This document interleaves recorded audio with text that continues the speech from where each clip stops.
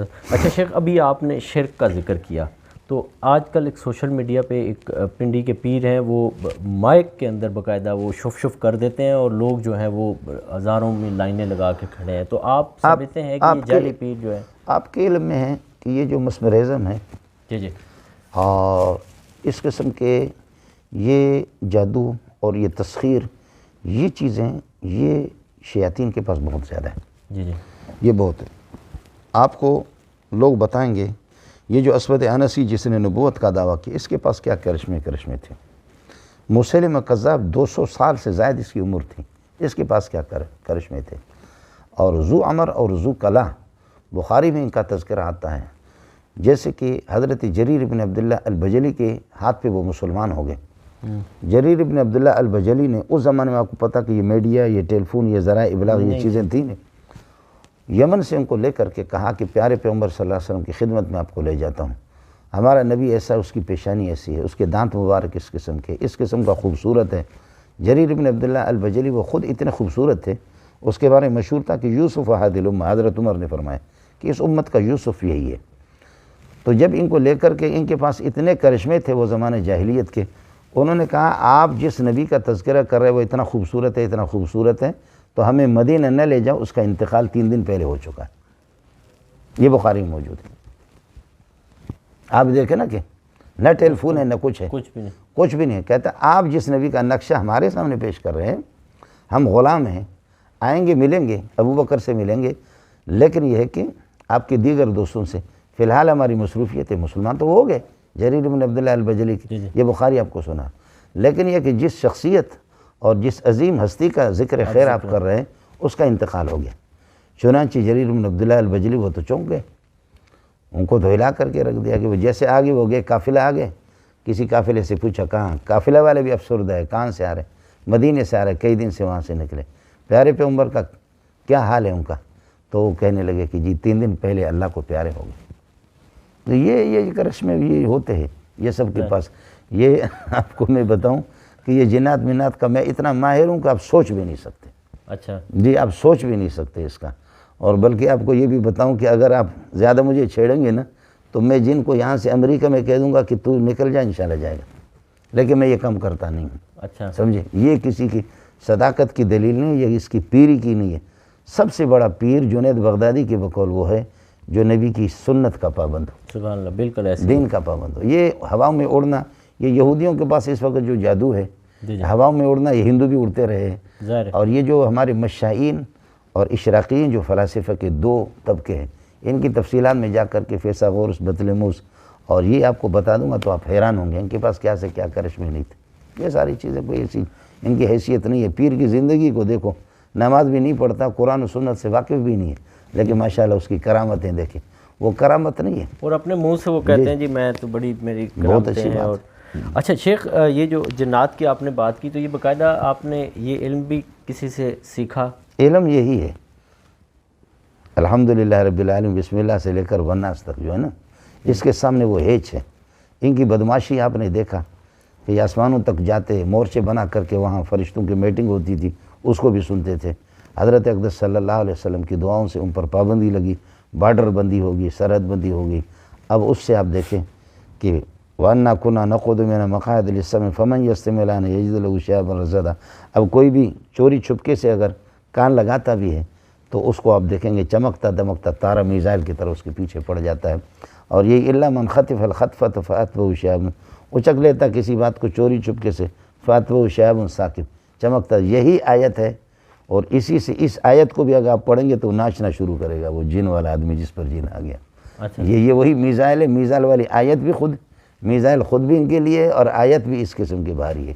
سورہ صافات میں بھی ہے، دیگر صورتوں میں. ایسا کئی دفعہ سنا بھی ہے کئی حضرات کے بارے میں کہ جنات بھی وہاں ان سے کسب فیض کرتے ہیں اور پڑھنے کے لیے آتے ہیں. ایسا کبھی آپ کے ساتھ؟ یہ تو میں آپ کو نہیں کہہ سکتا. یہ آپ کو کہہ سکتا ہوں کہ ہمارے حضرت شیخ الحدیث مولانا سلیم اللہ خان، یہ اولیاء اللہ، یہ حضرات ہیں، ان کے سبق میں آتے ہیں. ان کے سبق میں؟ ان کے سبق میں اپنا نہیں کہہ سکتا. مٹھی وہ تو ان سے پتہ کرے، کسی جن والے سے واسطہ کر لینا کہ کہاں جاتے ہیں نہیں جاتے. میں آپ کو، اور طلباء سے آپ پتہ کر سے کہ یہاں کیا دیکھا ہے، میں نہیں کہہ سکتا آپ کو. اچھا جی، یعنی کہ آپ کے ساتھ کوئی ایسا واقعہ آتے ہیں وہ آتے ہیں، بالکل آتے ہیں.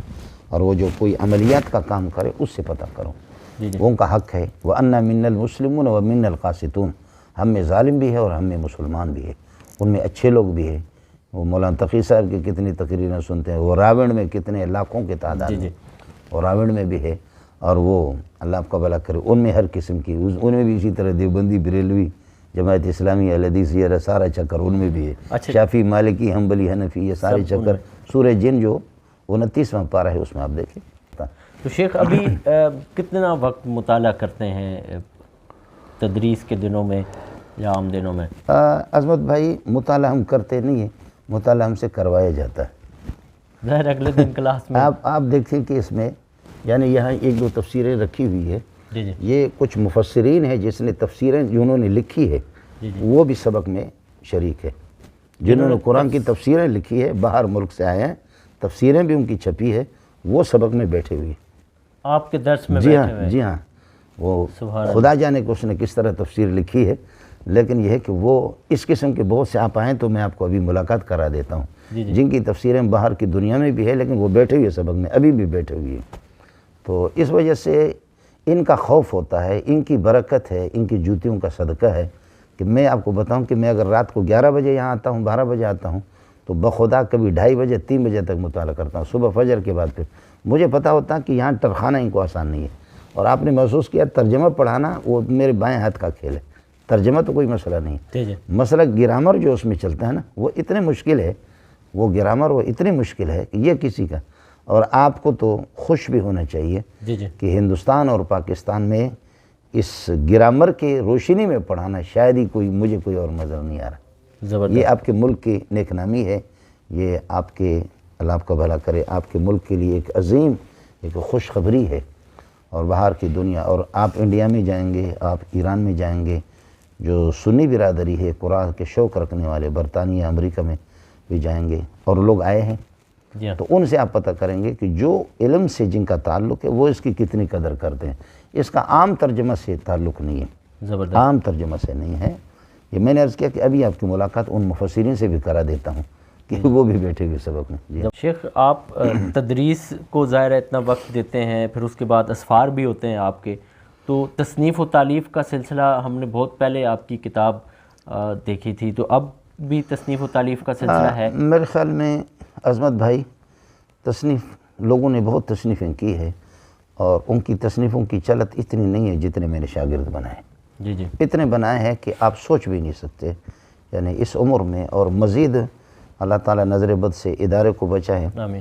اور وہ سلسلہ ہے تصنیف و تالیف، وہ اتنا بڑا وہ کمال نہیں ہے دوسرے کی چیز اٹھا کر کے نقل کر کے لکھنا، درس تدریس میں کمال پتہ چلتا ہے قابلیت کا اس وقت، تو لیکن الحمدللہ جن لوگوں نے کام جو کر رہے ہیں، شاگردوں نے وہ جو انہوں نے کتابیں لکھی ہے، بخاری، مسلم کی، ترمذی پر ساتھیوں نے، میرے شاگردوں نے کام کیا ہے، دیگر مشکل کتابوں پر، تو وہ میرا ہی کام ہے، وہ میری عزت ہے، اللہ ان سے کام لے رہا ہے، اور موقع مل گیا۔ ایک سلسلہ ہے کہ یہ کتابیں ساری میرے ٹیپ شدہ ہے، ترجمہ قرآن پورا کا پورا وہ بھی ریکارڈ پہ ہے، بخاری شریف بھی ہے، مسلم ترمذی بھی ہے، اور ابو داؤد بھی ہے، یہ سارے کے سارے کتابیں ہیں۔ اب یہ ہماری کمزوری ہے کہ بس اسی کو جمع کیا جائے، اور اس میں کانٹ چھانٹ ہوگا، اس میں تصحیح بھی ہوگی، ظاہر ہے کہ ایک زبانی تقریر وہ الگ چیز ہوتی ہے، کتابوں کے مراجعات کے بعد وہ ایک الگ چیز ہے، تو وہ یہ سارا ریکارڈنگ کے پاس موجود ہے، الحمدللہ مدرسے کی انتظامیہ ہے ان کے پاس یہ ریکارڈ موجود ہے۔ السلام علیکم جی دوستو، آپ نے دیکھا اور سنا شیخ مولانا منظور مینگل صاحب کو کہ شیخ مولانا منظور مینگل صاحب کیا بیان فرما رہے تھے۔